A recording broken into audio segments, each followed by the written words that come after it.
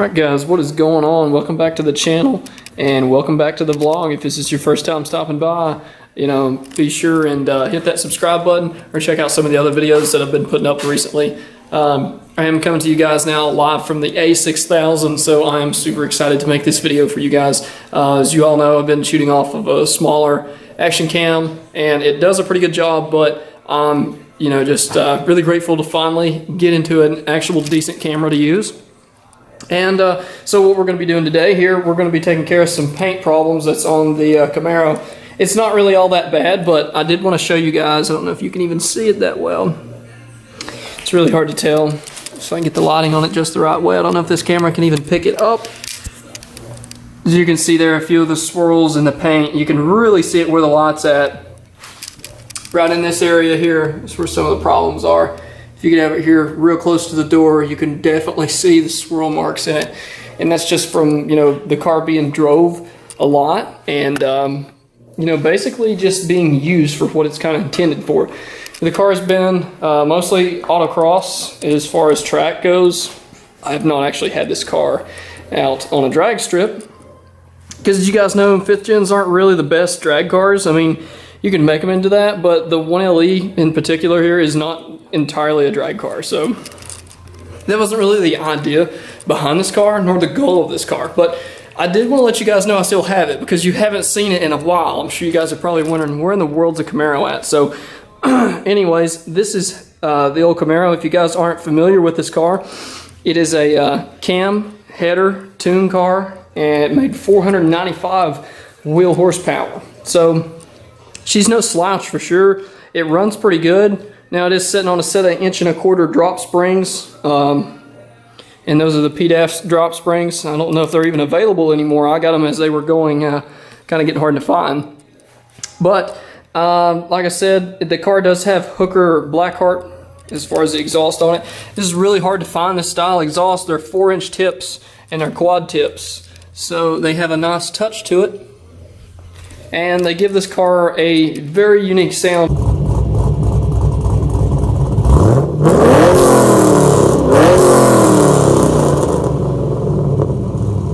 The NPP is kind of a common exhaust and you hear it a lot, but one thing you don't hear a lot is these cars with aftermarket systems. So that's kind of what I wanted to go over today. I wanted to show you guys little things about the Camaro that you probably didn't know about, and maybe show you guys some of the interior bits and what makes the 1LE a little bit different from the SS. So of course, starting off with the interior, this is really where, a 1SS and a 2SS, this is where you're going to see a big difference in them. So, well, guys, with a 1SS car, this is basically like a base model Camaro. So as far as the seats, there's nothing crazy about it. These are just cloth seats, but it is optioned as a 1LE. So that means you get the ZL1 shifter and the flat bottom wheel, and that's kind of it as far as the interior goes. I mean, it's really more or less just like a base model Camaro with the track packs. I don't even have the gauge package, as you guys can see. It's just a cubby hole. I do have the ZL1 shifter in here, and of course the infotainment's pretty nice in these, and the flat bottom wheel, the suede microfiber. So it does have some cool bits to it, but the interior, just to be honest with you guys, isn't really all that special. So if you're gonna buy a 1LE and you buy one with the RS package, of course, the RS package is like a whole nother animal. So with the RS package, what you can get is the nice LED lights. Now, that's another thing about this car. It's pretty much optioned to be basically just a base model car. This has standard halogens in it, like you'd find in the Z28. Of course, the 1LE, you do get the front splitter and the matte black hood. So that's kind of the cool outside bits. And the ZL1 wheels also come with it. And you also get upgraded end links, sway bars, springs, and of course it's more or less just a strut. So, but all of that becomes upgraded. The NPP is an option, and this car actually came on the lot as it sits pretty much. So I got lucky and found this car locally. But as far as the inside goes, like I said, I mean, there's really nothing crazy about a 1SS car, especially if it's a 1SS non-RS. Don't have a sunroof, no nothing. This thing is base model as it gets, guys.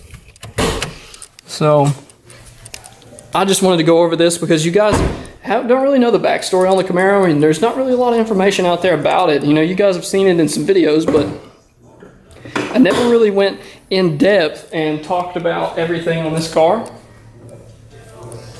So that's what I wanted to do today, was go with a little more in-depth review of the Camaro and talk to you guys a little bit more about what the 1LE package is, and kind of do a comparison on some of these 5th gens for you guys, because, you know, these cars are becoming more available and they're definitely affordable. So if you're looking into getting one of these, you know, the 5th gen is a great generation. The LS3 is fantastic.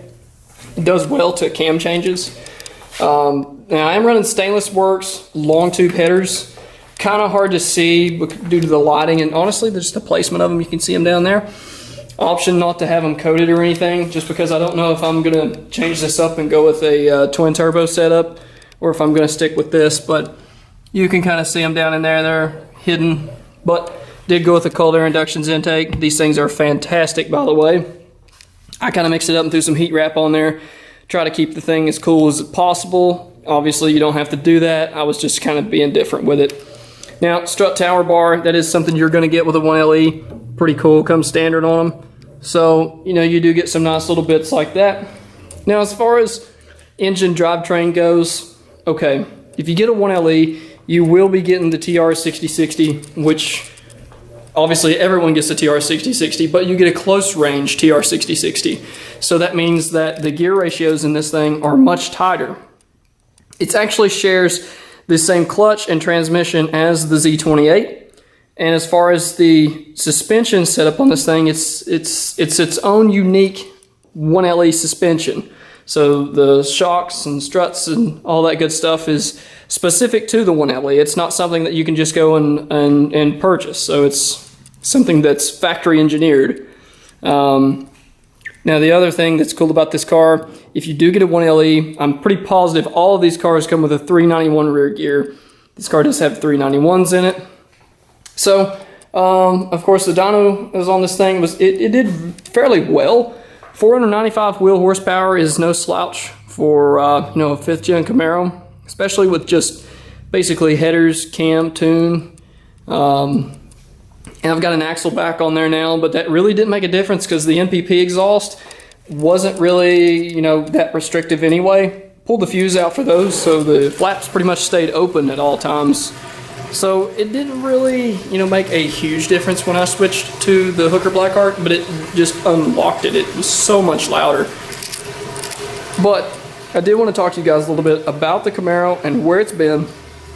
So tonight, basically what I'm doing though, I'm just going to take care of some little swirls and scratches and normal things that you get while driving. Now the paint's actually, you know, it's in pretty good shape on this car overall. The front bumper, this is probably the worst part of the car. You can see just some swirls and scratches in the paint. I mean, that's really the only things that's wrong with this car. I don't really have any other issues with it other than just the few swirls and scratches that, you know, you're gonna get from driving these cars every day or doing stuff like that. So, of course, the car's been on autocross a few times, so it's, you know, classic rock chips in a few areas. One place in particular I'm going to tell you guys about on a 5th gen Camaro. They're notorious for getting just absolutely dinged up right here on the vents. And I don't know if you can see it all that well on this car because I keep a lot of wax on it, so it kind of hides it, but there's some pretty significant chips through here. It's not completely just gutted out and destroyed, but in the right light and getting up on it, you know, you can't really tell all that well with a camera on it, but it gets insane. It's so bad. The rock chips are horrible on these cars right there. So I will tell you guys, if you're getting a 5th gen, do a clear bra on the front. Definitely the front fascia, the entire thing. And I would go ahead and also do a clear bra back here on these rear quarters, specifically where I've got this gills at. Now these gills, if you guys are wondering, they're not factory. They come stamped into your quarter, but you can get these on eBay for like $10 to $15. So, you know, all the other places that's selling them for like $50, there's no sense in that. You can pick these up for like $10, and you can actually make them yourself. You wouldn't need the dimensions on these, but go to eBay, you can buy them all day long. Really easy to put on. You know, just simple mods. basically just a bolt-on car that makes good power, and it's fun to drive. So, and I also just wanted to make a video with the new Sony a6000 for you guys, just to kind of show you what kind of quality vlogs we're going to be able to shoot here coming up real soon, and just kind of let you know what we're doing tonight. You know, we've had several more uploads in the past week, so we've been kind of doing a little bit more. We're actually getting close on the house that we're building, so once I have that house done, guys, I will be able to bring you all much better content, because the house that we're going to be building is also going to be much closer to the garage that I commonly use. If you've seen it in a lot of the vlogs, it's got a 4-post and a 2-post lift in it, and you know, it comes in handy for doing projects like this and the other things that we work on. So that's kind of my big update for the day. You know, just wanted to give you guys a little heads up on the new camera, and also you know, invite you to stick around if you're already subscribed. I want to give a shout out to you guys. We're about to crack 3,500 subscribers, so that's pretty awesome. I do really appreciate you guys. But anyways, if you guys like what you see, you know, stick around. Got some more stuff coming up. I also wanted to talk to you guys about one other thing. We've been looking at these turbo kits, and I kind of hinted this a while back, but I'm actually thinking about putting a Hellion kit on this car. You know, you can make a solid 700, 800 wheel horsepower on very, very low boost, and the engine will live. So that's kind of cool that these engines can hold, you know, 700, 800 horsepower no problem. And it's definitely enticing to try, but I don't really know that I even need that much power. But it would just be a lot of fun to have. So comment below if you guys watching here have a 5th gen Camaro, if you're running a Pro Charger, Supercharger, Turbo, you know, let me know some of the differences in these things, and what do you guys think? You know, should I go with a boost, you know, application on this thing? Should I keep it NA and do a, you know, set of heads, or spice up the stock heads? You know, like I said, right now we're close to 500, but we are looking at more power. So definitely something I've been wanting to do for a while. Not really necessary, but drop a comment below. Let me know what you think. And if you've got a build that you're working on, let me know how it's going for you. But anyway, guys, I do want to just, you know, reach out to you guys. And thank you for subscribing. Stick around. We got some more stuff coming up for the weekend. But until next time, I'm out.